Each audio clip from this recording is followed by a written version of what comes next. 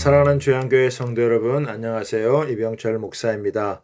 오늘도 내 모든 죄를 씻어주시고 자유케 하셔서 안식의 은혜를 주신 주님을 찬양하며 살아가는 복된 날이 되길 바랍니다.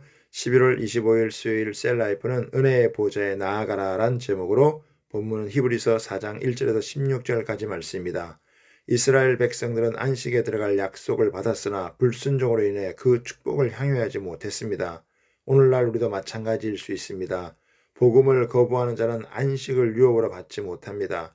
안식은 무엇이며 어떻게 그 안식을 누리는 삶이 되는지 살펴보도록 하겠습니다. 첫 번째는 하나님은 안식을 약속하셨습니다. 안식이라고 하면 하던 일을 그만두고 쉬는 것이라고 생각합니다. 그러나 아무 일도 하지 않고 먹고 사는 염려 없이 잠을 많이 잔다고 할지라도 마음의 걱정과 불안이 없어지지 않습니다. 참된 안식은 예수 그리스도 안에서 평안과 영혼의 만족을 누리는 것입니다. 그런데 우리가 진짜 두려워해야 할 것은 이런 안식에 들어갈 약속이 있을지라도 그 안식에 들어가지 못할 사람이 있다는 것입니다. 모세 시대에도 그들이 듣긴 했으나 믿지 못했기 때문에 기회를 놓쳤습니다. 2절에 보면 그들과 같이 우리도 복음 전함을 받은 자이나 들은 바 그 말씀이 그들에게 유익하지 못한 것은 듣는 자가 믿음과 결부시키지 아니함이라고 했습니다. 우리의 인생의 모든 문제를 해결하신 십자가의 승리의 복음인 우리에게 참된 안식을 준다는 말씀을 들었어도 우리가 그 말씀에 우리의 믿음을 결부하지 않으면 아무런 유익을 얻을 수 없습니다. 하나님의 말씀을 들으면 그 말씀을 믿어야 합니다. 들은 말씀에 우리가 믿음으로 화합할 때 안식에 들어가는 큰 유익을 얻을 수 있습니다. 안식의 기원은 천지 창조 때까지 거슬러 올라갑니다. 하나님은 천지 창조를 6일 동안에 하시고 제7일에는 안식하셨습니다.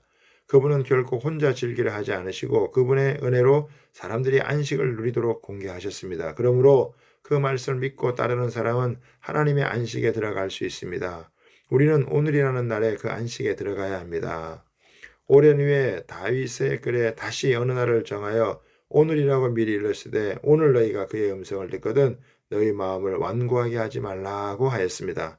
오늘이라는 말이 두 번이나 나옵니다. 먼 미래의 언젠가가 아니라 오늘 예수 그리스도로 말미암아 그 안식에 들어갈 수 있다는 것을 약속하고 있습니다. 두 번째로는 동요를 멈추고 안식을 누리려면 말씀으로 영적 수술을 받아야 합니다. 9절에 보면 안식할 때가 하나님의 백성에 남아있도다고 했습니다.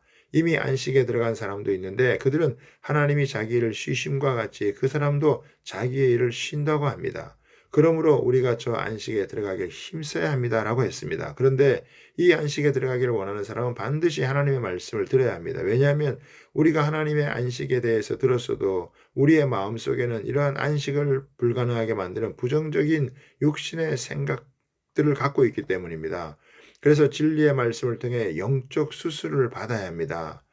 하나님의 말씀은 살아있고 활력이 있어 좌우에 날선 어떤 검보다 예리하여 혼과 영과 및 관절과 골수를 찔러 쪼개까지 하며 또 마음의 생각과 뜻을 판단하느니 지으신 것이 하나도 그 앞에 나타나지 않음이 없고 우리의 결산을 받으실 이의 눈앞에 만물이 벌거벗은 것 같이 드러나니라고 했습니다. 우리로 안식에 들어가지 못하도록 하는 옛사람과 육신의 생각에서 벗어나려면 하나님의 진리의 말씀이 필요합니다. 이 살아있는 진리의 말씀이 우리 속에 깊이 박혀있는 육신의 생각, 즉 두려움과 불안과 공포와 의심과 염려 등을 제거합니다. 하나님의 말씀은 초자연적인 특성이 있습니다. 말씀은 살아있고 활력이 있어서 부정적인 마음을 바로잡고 닫힌 마음을 열어주며 헌신을 단념하고 싶은 마음을 변화시켜 새롭게 헌신하게 하며 반역적인 마음을 부드럽게 하며 탐욕과 정욕과 증오의 마음을 뿌리 뽑게 만들어줍니다. 하나님의 말씀 우주적인 영예까지 미칩니다. 하나님 앞에서는 만물이 벌거벗은 것 같이 숨김없이 다 드러납니다. 세 번째로는 은혜의 보좌 앞에 담대하게 나아가야 합니다. 14절에서 16절까지 보면 그러므로 우리에게 큰 대장이 계시니 승천하시니 곧 하나님의 아들 예수시라.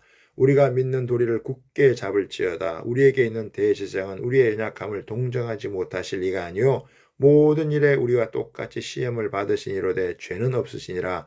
그러므로 우리가 긍휼하심을 받고 때를 따라 돕는 은혜를 얻기 위하여 은혜의 보좌 앞에 담대히 나아갈 것이라고 했습니다. 사도는 우리에게 큰 대상이 있다고 말하고 있는데 지상에서 비교할 수 없는 가장 위대하고 탁월하며 중요한 대장을 말합니다. 이 큰 대장은 승천하셔서 하늘 보좌 우편에서 우리를 위해 중보하시는 예수님이십니다. 이 대제장은 우리의 연약함을 아시는 분이십니다. 여기서 연약함이라는 것은 죄의 유혹에 대한 인간의 연약성뿐만 아니라 인간이 지닌 모든 한계성을 함축하는 표현입니다. 예수님은 지상에 계실 때에 시험과 고난을 받으셨기에 성도들이 당하는 모든 고난과 시험의 어려움을 낱낱이 아시고 가장 잘 도와줄 수 있는 분이십니다. 히브리서 2장 17절에는 자기가 시험을 받아 고난 당하셨은즉 시험 받는 자들을 능히 도우시니라고 했습니다. 그리스도인일지라도 불완전하여 수시로 죄의 유혹에 넘어질 수 있기 때문에 하나님의 도우심을 절대적으로 필요로 합니다. 그럴 때마다 예수님을 의지하여 은혜의 보좌 앞에 단대히 나아가 구하면 하나님은 때를 따라 돕는 은혜, 즉 가장 시기적절하게 은혜를 베풀어 승리하게 하십니다.